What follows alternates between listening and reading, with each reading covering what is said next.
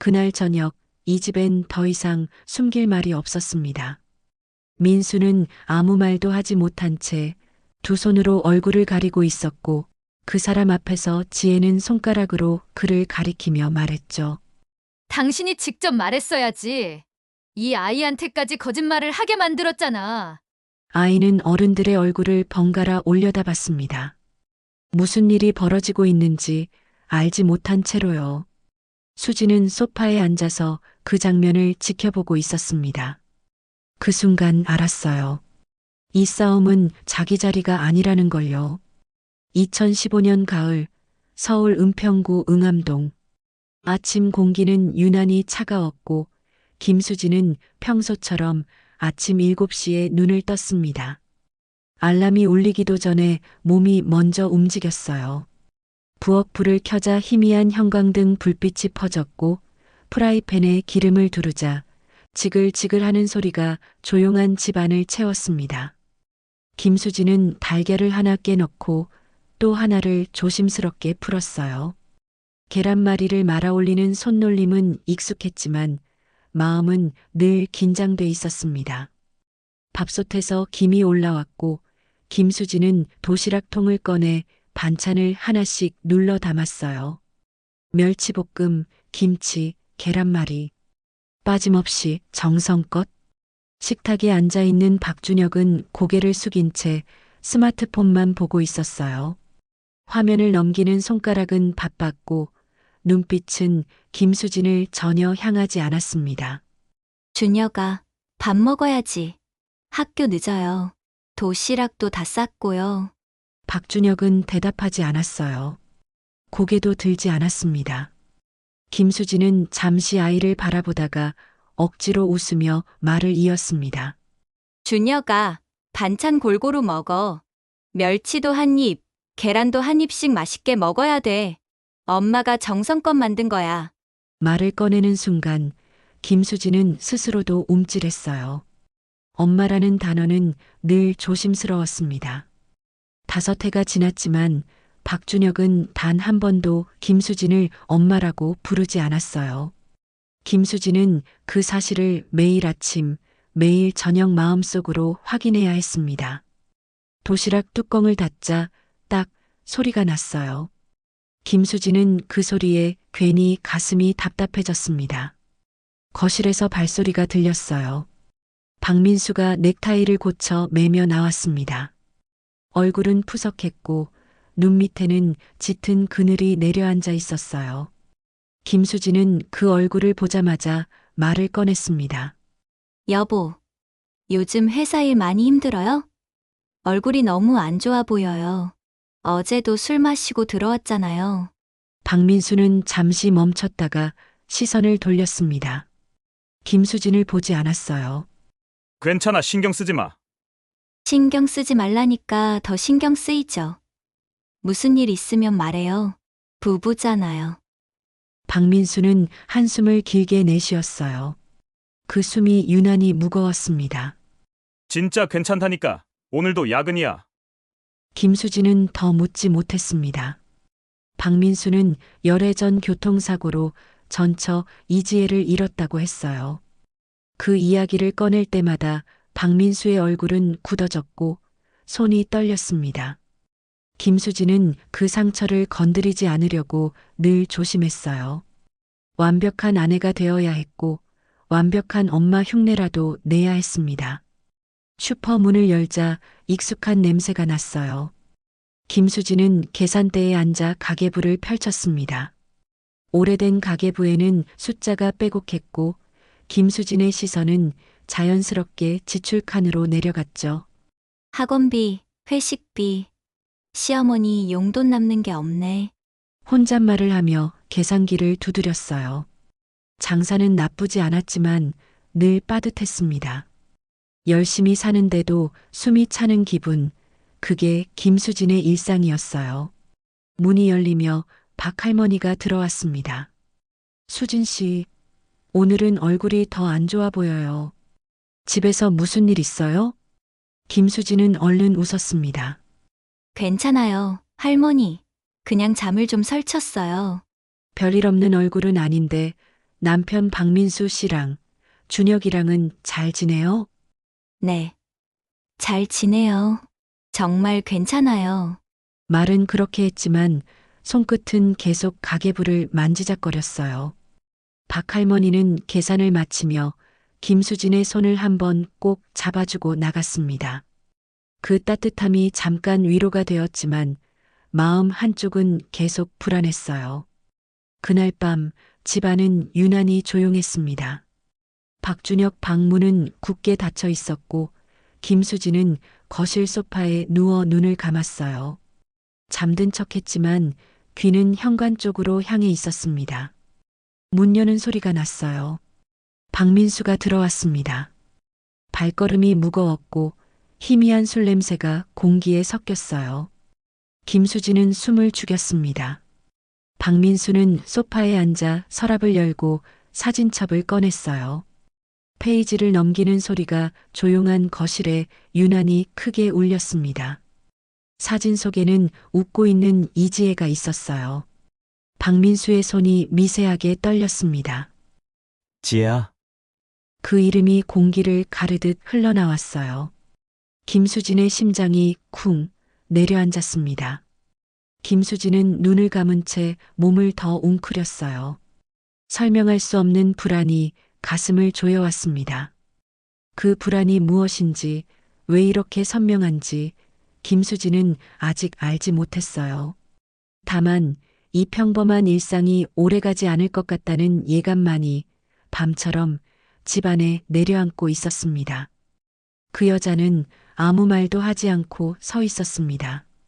김수진은 계산대 너머에서 그 여자를 처음 봤을 때부터 이상하다고 느꼈어요. 눈이 마주친 순간 여자는 시선을 피하지 않았습니다. 마치 오래전부터 김수진을 알고 있었다는 것처럼요. 2015년 10월 중순 오후 3시쯤이었어요. 슈퍼 안은 한산했고 김수진은 물건 진열을 정리하고 있었습니다. 그때 문이 열리며 낯선 여자가 들어왔어요. 깔끔한 코트, 정리된 머리, 또렷한 눈빛, 30 중후반쯤으로 보였죠. 김수진은 무심코 고개를 들었다가 순간 숨이 멎는 줄 알았습니다. 이유는 알 수 없었어요. 그런데 심장이 괜히 빨리 뛰었어요. 뭘 찾으세요? 여자는 대답하지 않았습니다.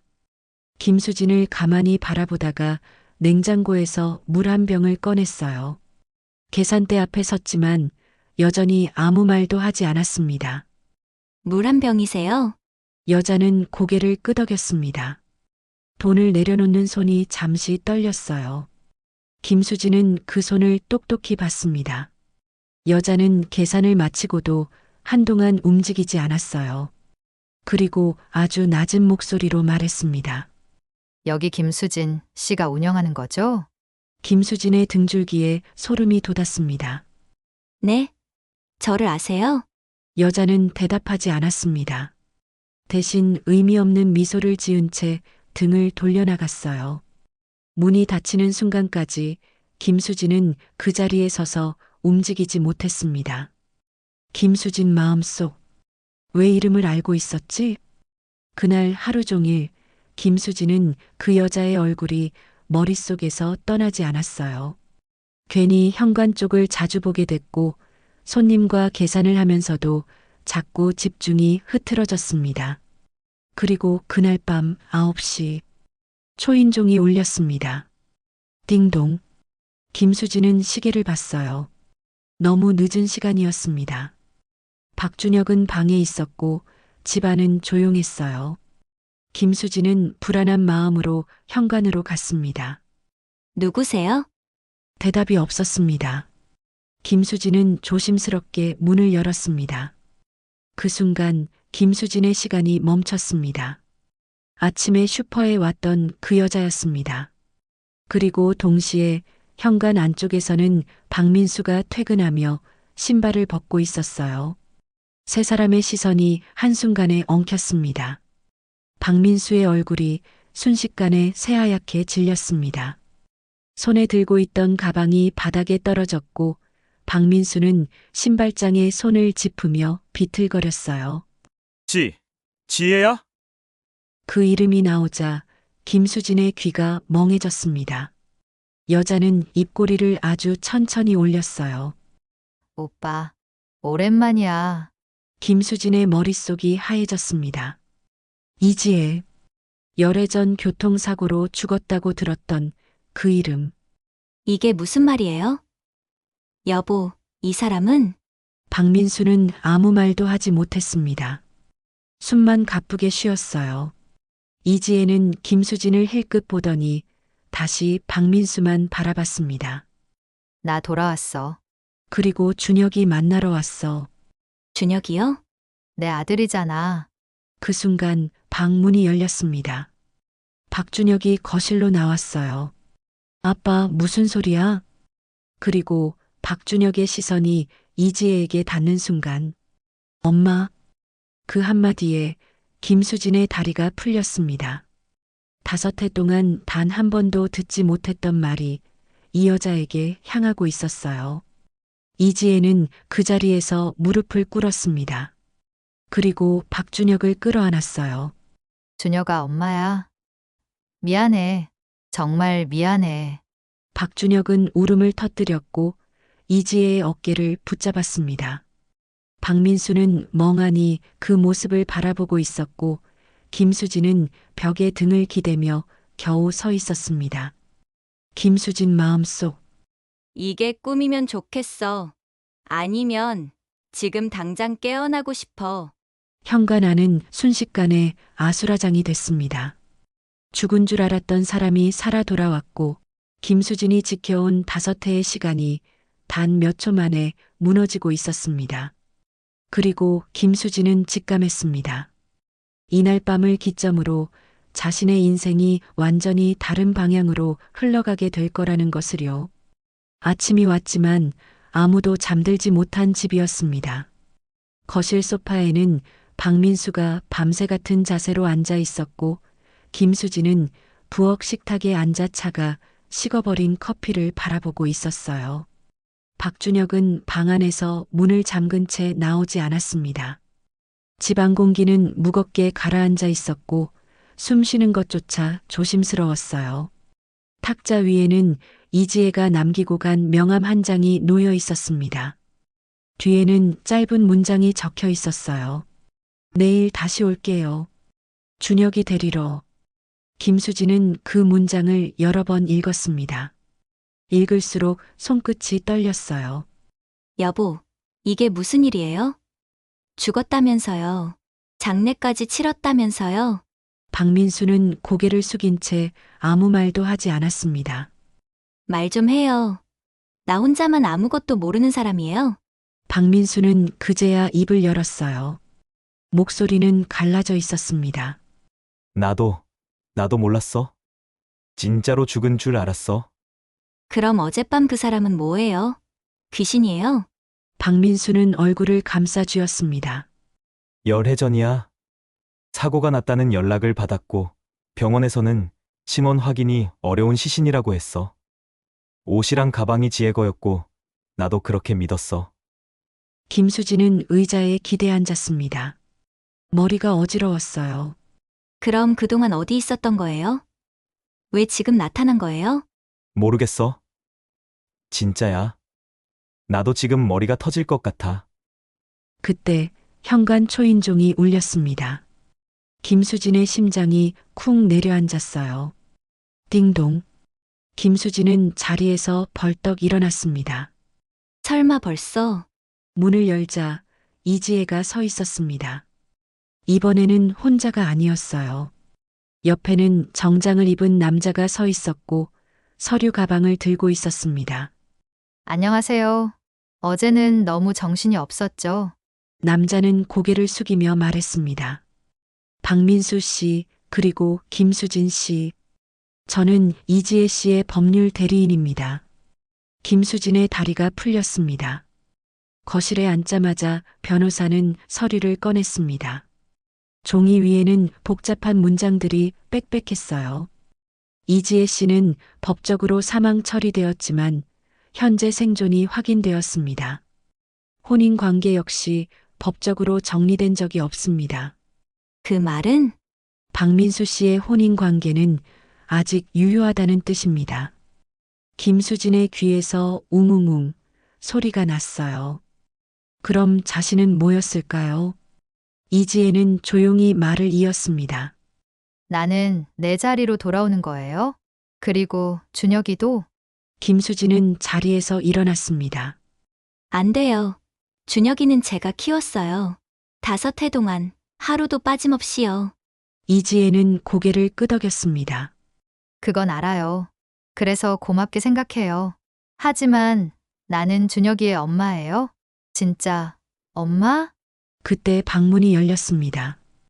박준혁이 서 있었습니다. 얼굴은 창백했고 눈은 부어 있었어요. 이지혜는 조심스럽게 손을 내밀었습니다. 준혁아. 엄마야. 어제 놀랐지?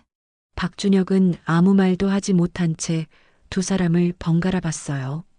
김수진은 아이의 손이 떨리는 걸 보았습니다. 준혁아, 괜찮아. 여기 있어도 돼. 준혁아. 엄마랑 가자. 엄마가 다 설명해 줄게. 아이의 눈에 눈물이 고였습니다. 김수진은 그 눈물을 보는 순간 무언가가 무너지는 소리를 들었어요. 김수진 마음속 이 아이는 지금 선택을 강요받고 있어. 박민수는 아무 말도 하지 못했습니다. 그 침묵이 김수진에게는 가장 잔인했습니다. 그날 오후 이지혜는 돌아갔습니다. 하지만 그녀가 남긴 말은 집안에 오래 남아 있었어요. 나는 다시 올 거예요. 김수진은 깨달았습니다. 어젯밤은 끝이 아니라 시작이라는 것을요. 이제 이 집은 더 이상 안전한 공간이 아니었습니다. 이지혜가 집에 드나들기 시작한 뒤로 김수진의 하루는 완전히 흐트러졌습니다. 아침이면 이지혜의 그림자가 먼저 떠올랐고 밤이 되면 현관 초인종 소리에 심장이 먼저 반응했어요. 이전과 같은 일상은 더 이상 돌아오지 않았습니다. 이지혜는 거의 매일 집에 왔습니다. 박준혁이 학교에서 돌아오는 시간에 맞춰 와서 아이를 데리고 나갔고 학원 앞에서 기다리기도 했습니다. 김수진은 멀리서 그 모습을 지켜볼 수밖에 없었어요. 박준혁의 손을 잡고 웃으며 걷는 이지혜의 얼굴은 너무 자연스러워서 더 잔인했습니다. 준혁아, 어디 가는 거니? 박준혁은 김수진을 힐끗 보다가 고개를 숙였습니다. 엄마랑 잠깐 나갔다 올게요. 그 말 한마디가 김수진의 가슴을 그대로 찢어 놓았어요. 엄마. 그 단어는 여전히 김수진의 것이 아니었습니다. 슈퍼에서도 상황은 나아지지 않았습니다. 단골 손님들의 시선이 달라졌어요. 계산대 앞에서 오가는 말들이 김수진의 귀를 찔렀습니다. 진짜 전처가 돌아왔다며? 애 엄마가 살아있었대. 세상에 그런 일이 실제로 있네. 김수진은 아무 말도 하지 못한 채 계산만 했습니다. 웃는 얼굴을 유지하려고 애썼지만 입꼬리는 자꾸 떨렸어요. 손님이 나가고 나면 계산대 아래에서 손을 꽉 쥐어야 했습니다. 그날 저녁 김수진은 더 이상 참을 수 없었습니다. 거실에 앉아 있는 박민수를 바라보다가 결국 말을 꺼냈어요. 여보, 우리 얘기 좀 해요. 이렇게는 못 살겠어요. 박민수는 고개를 들지 않았습니다. 이지혜가 매일 와요. 준혁이를 데려가고 학교 앞에서도 기다리고 있어요. 이게 정상이에요? 조금만 기다려줘. 기다리라고요? 지금 아이가 누구 엄마인지 헷갈려하고 있는데요. 박민수의 표정이 굳었습니다.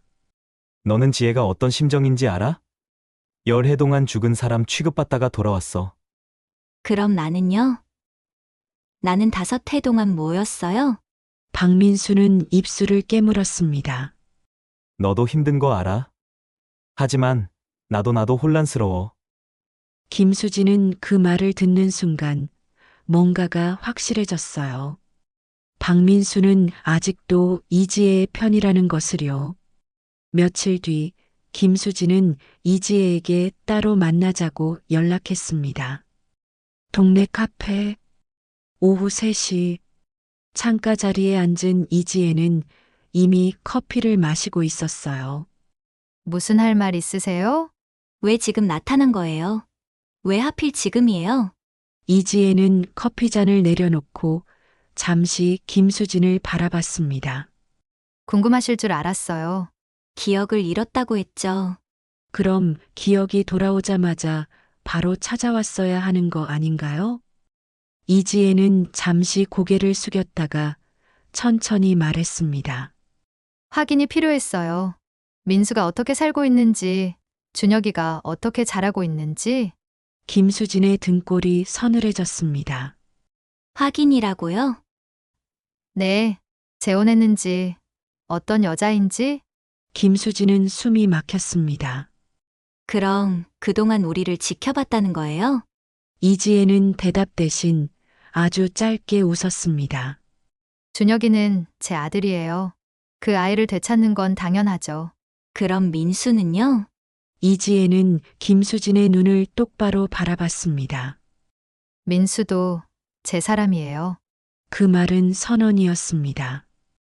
김수진은 그 자리에서 아무 말도 할 수 없었어요. 집으로 돌아오는 길, 김수진은 손이 떨려서 열쇠를 몇 번이나 떨어뜨렸습니다.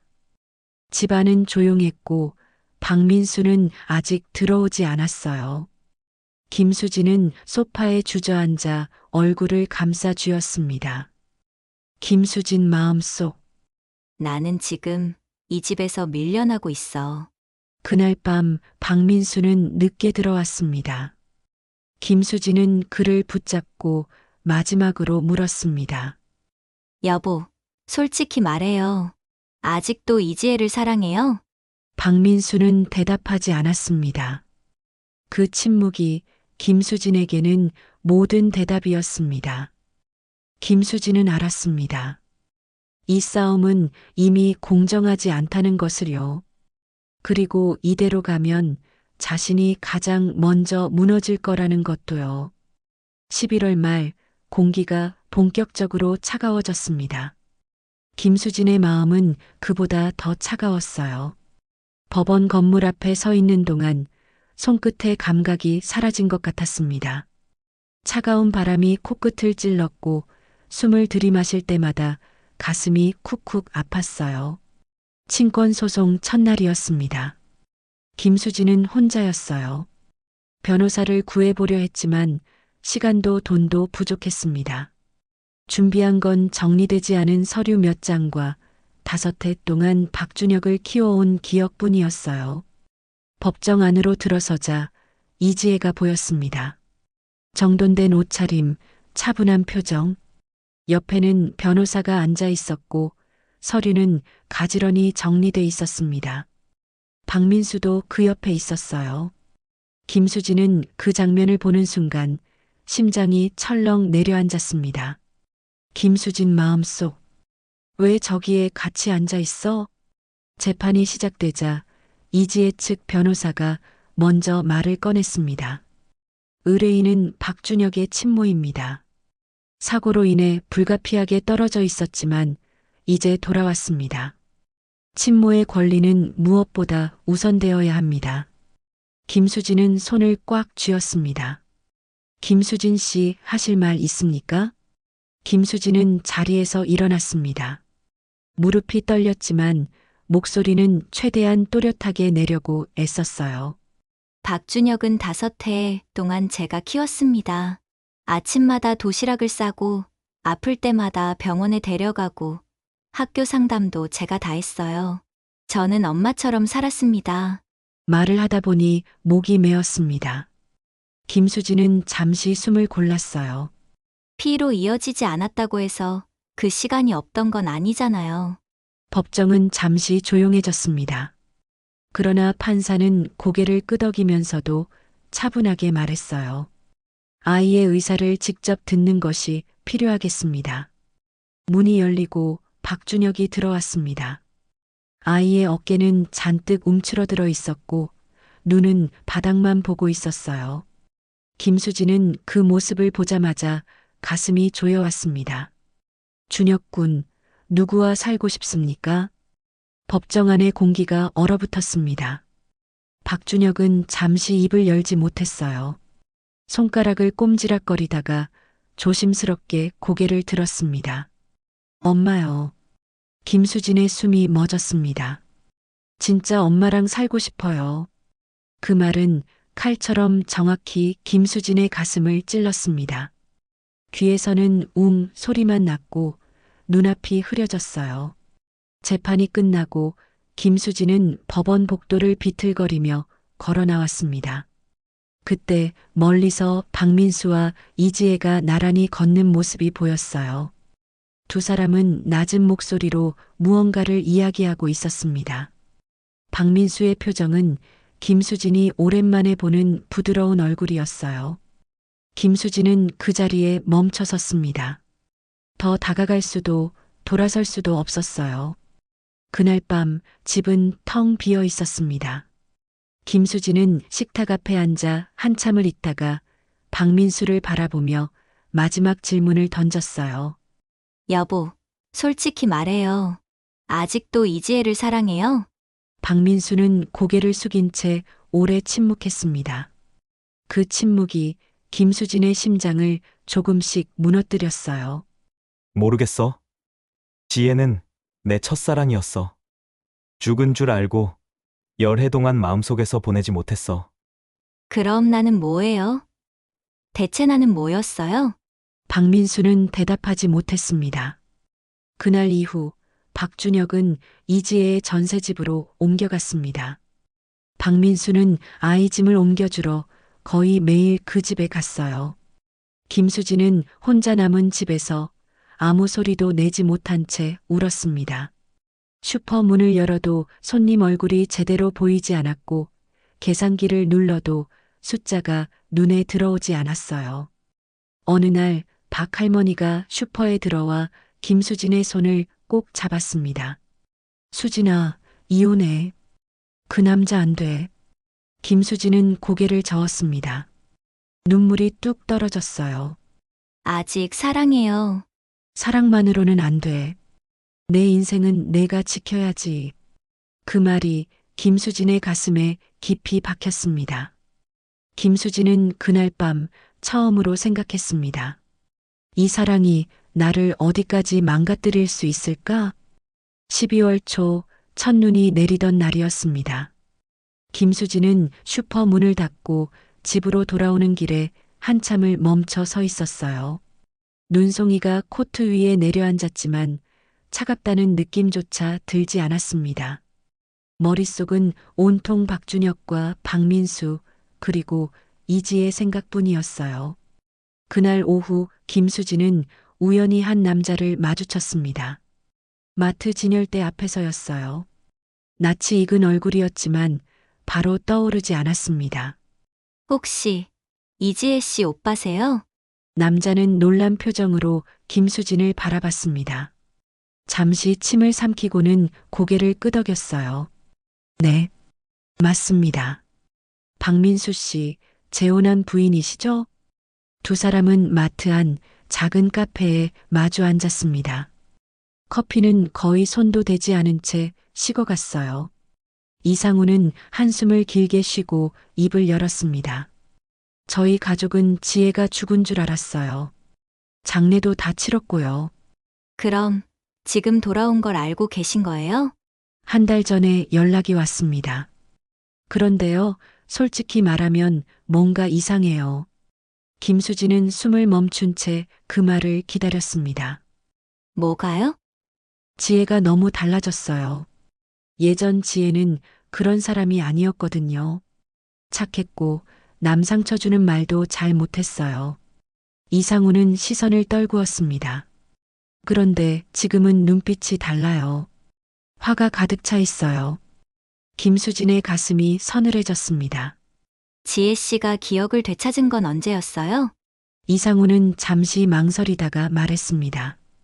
올해 초라고 들었는데 사실은 그보다 조금 전 같아요. 가족들한테는 바로 연락하지 않았어요. 왜요? 모르겠습니다. 대신 민수를 먼저 찾았더군요. 아니, 정확히 말하면 조사했어요. 김수진은 등골이 서늘해졌습니다. 조사요? 재혼 여부, 아들 상태, 사는 곳까지요. 몇 달 동안요. 그 말은 김수진의 숨을 막아버렸습니다. 그리고 한 가지 더 있습니다.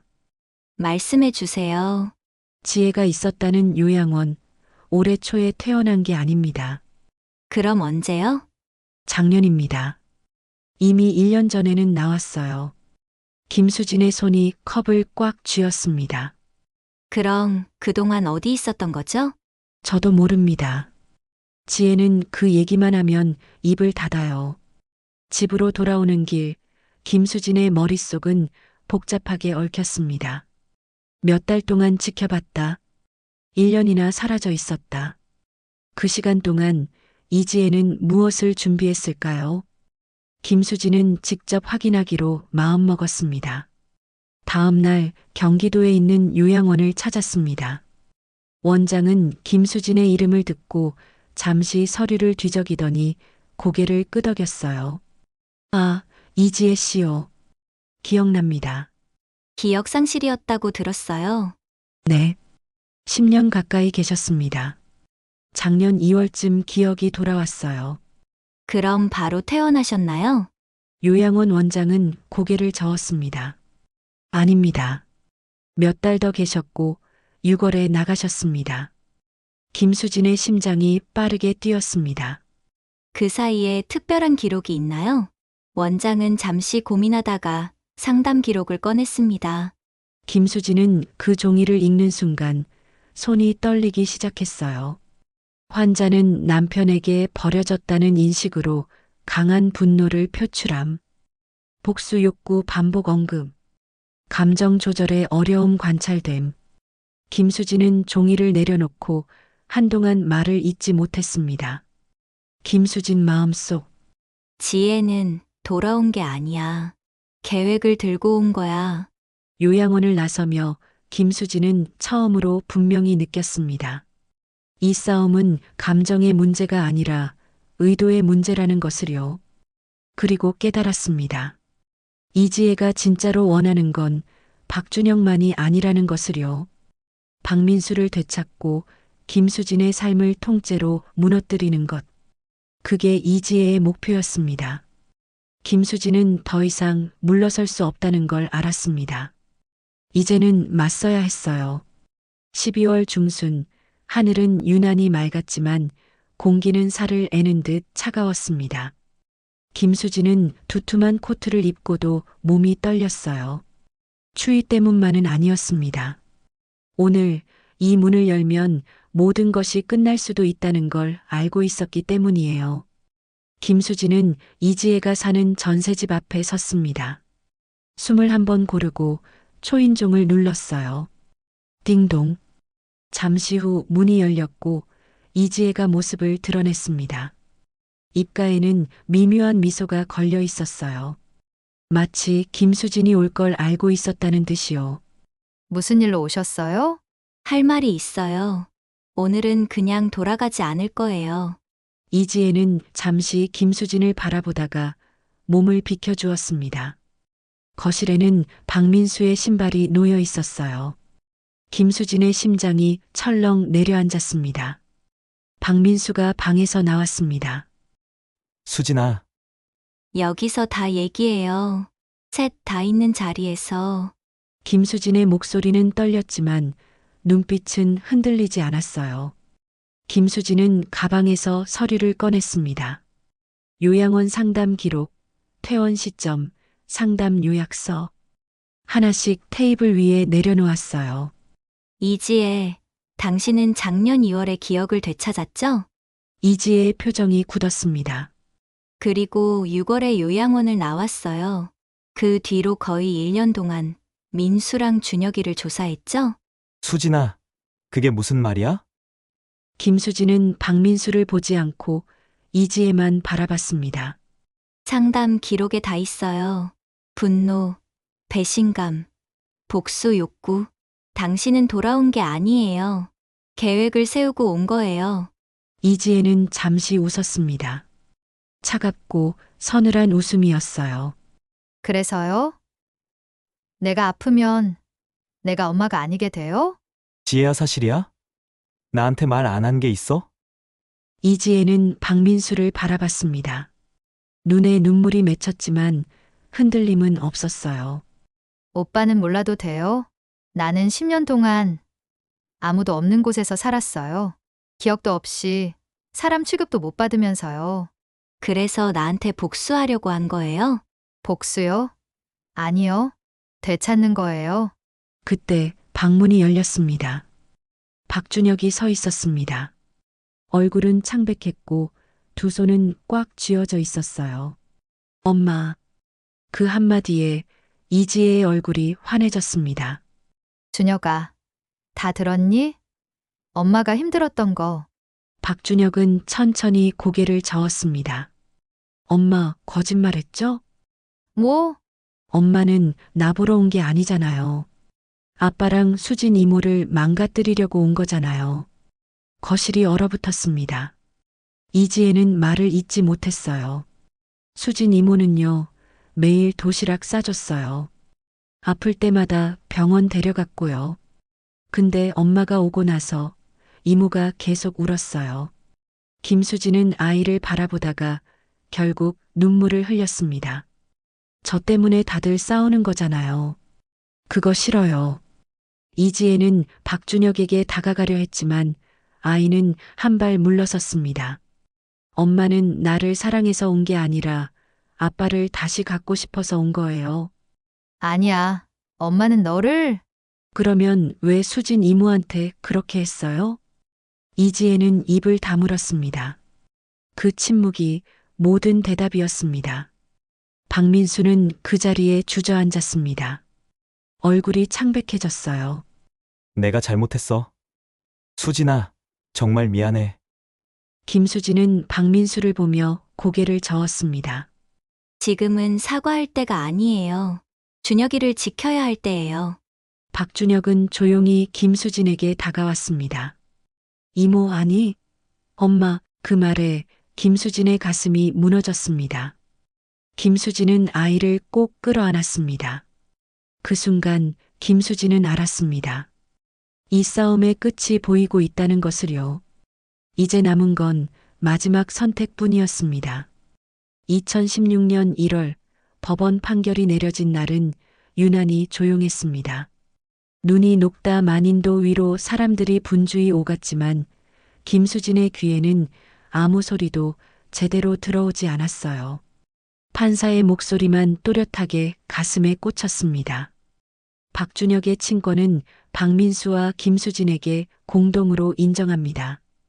그 말이 끝나는 순간 김수진은 의자에 힘없이 기대 앉았습니다.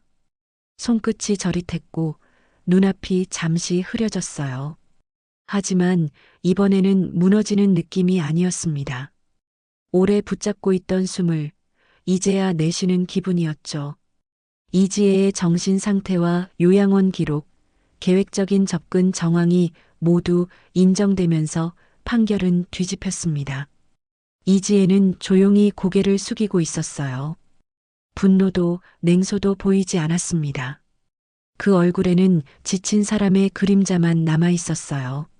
며칠 뒤 김수진은 병원 근처 카페에서 이지혜를 다시 만났습니다.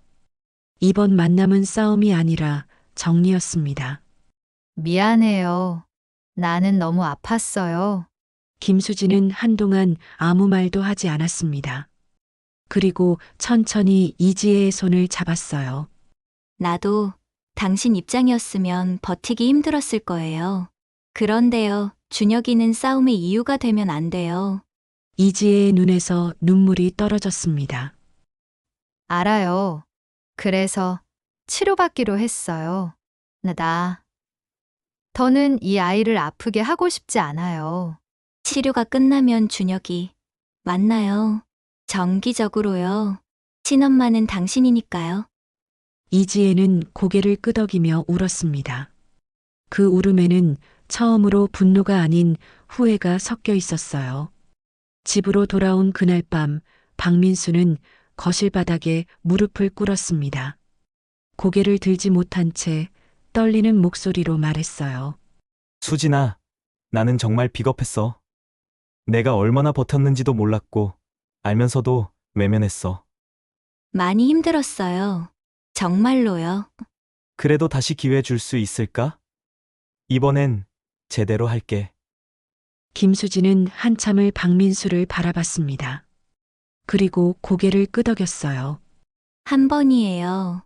이번엔 나 혼자만 참는 가족은 싫어요. 그날 밤 세 사람은 거실에 둘러앉아 라면을 끓였습니다. 값싼 냄비, 김이 오른 국물, 조금은 서툰 분위기. 수진 엄마 라면 맛있어요. 그 말에 김수진의 눈에서 눈물이 뚝 떨어졌습니다. 김수진은 웃으며 고개를 끄덕였어요. 많이 먹어. 오늘은 엄마가 끓였으니까. 봄이 왔고 이지혜는 치료를 마친 뒤 새로운 삶을 시작했습니다. 박준혁은 한 달에 2번 이지혜를 만났고 서서히 관계를 회복해 갔어요. 어색했지만 예전보다 솔직했습니다. 김수진의 슈퍼는 여전히 바빴습니다. 단골 손님들은 김수진에게 말했어요. 이제 얼굴이 좋아졌네. 고생 끝났어요, 수진 씨. 박민수는 회사에서 승진했고 예전처럼 야근을 핑계로 도망치지 않았습니다. 주말이면 가족과 시간을 보냈고 작은 약속도 지키려고 애썼어요. 어느 일요일 네 사람은 공원에 함께 앉아 있었습니다. 김수진, 박민수, 박준혁, 그리고 이지혜. 어색했지만 이상하게도 따뜻한 공기였습니다. 박준혁은 두 사람 사이를 오가며 웃었어요. 김수진은 그 모습을 바라보다가 박민수의 손을 꼭 잡았습니다. 김수진 마음속 가족이라는 건 피로만 이어지는 게 아니구나.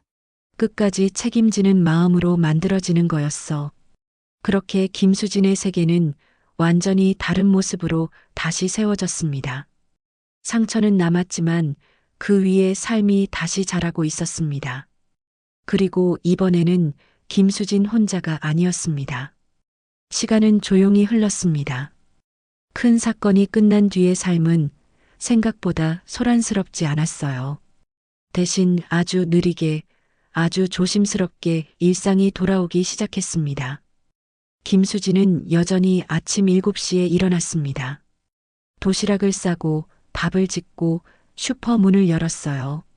예전과 다른 점이 있다면 더 이상 숨을 죽이지 않아도 된다는 것이었습니다. 누군가의 눈치를 보며 웃지 않아도 됐고 마음을 접어두고 살아가지 않아도 됐어요. 어느 평범한 아침 식탁에서 박준혁이 먼저 말을 꺼냈습니다. 엄마, 오늘은 계란말이 좀 더 해주면 안 돼요? 김수진은 순간 손을 멈췄습니다. 그리고 천천히 아이를 바라봤어요. 준혁아, 방금 뭐라고 했어? 박준혁은 쑥스러운 듯 고개를 숙이면서도 또박또박 말했습니다. 엄마요. 수진 엄마. 그 말은 울림 없이도 깊었습니다. 김수진은 아무 말도 하지 못한 채 웃었고 눈가가 조용히 젖었습니다. 슈퍼에서도 작은 변화들이 쌓여갔어요. 박할머니는 계산대 앞에서 늘 한마디씩 덧붙였습니다. 사람 얼굴이 달라졌네, 수진아. 이제 진짜 사람답게 사는 얼굴이야.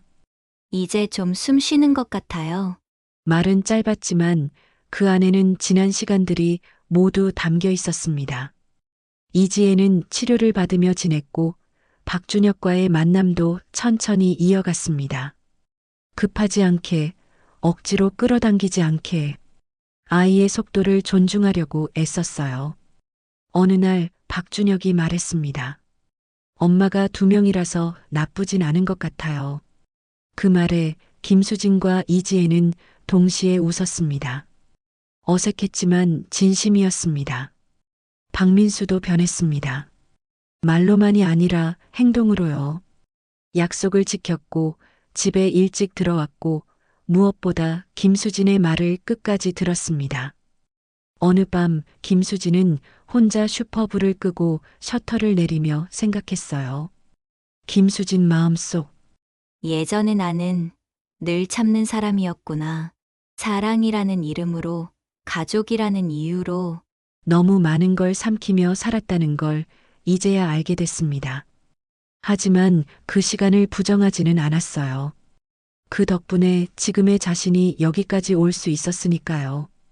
김수진은 알고 있었습니다. 가족은 완벽해서 유지되는 게 아니라 서로를 지켜보겠다는 선택으로 이어진다는 거요. 그리고 이 이야기를 듣고 있는 당신에게도 김수진은 조용히 말을 건네고 싶었습니다. 혹시 지금 혼자만 참고 있지는 않나요?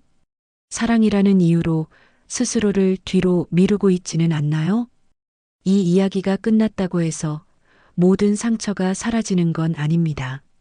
하지만 누군가의 이야기가 당신의 마음을 잠시라도 붙잡아 줄 수 있다면 그걸로 충분하다고 김수진은 생각했습니다.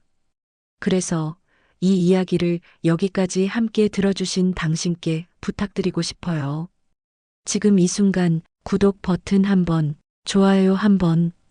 그 선택이 또 다른 김수진의 이야기가 이어질 수 있는 힘이 됩니다. 비슷한 아픔을 가진 사람에게 이 이야기가 닿을 수 있도록 말이에요. 김수진의 이야기는 끝났지만 당신의 이야기는 지금도 계속되고 있습니다. 오늘도 당신의 하루가 조금은 덜 아프기를 바라면서요.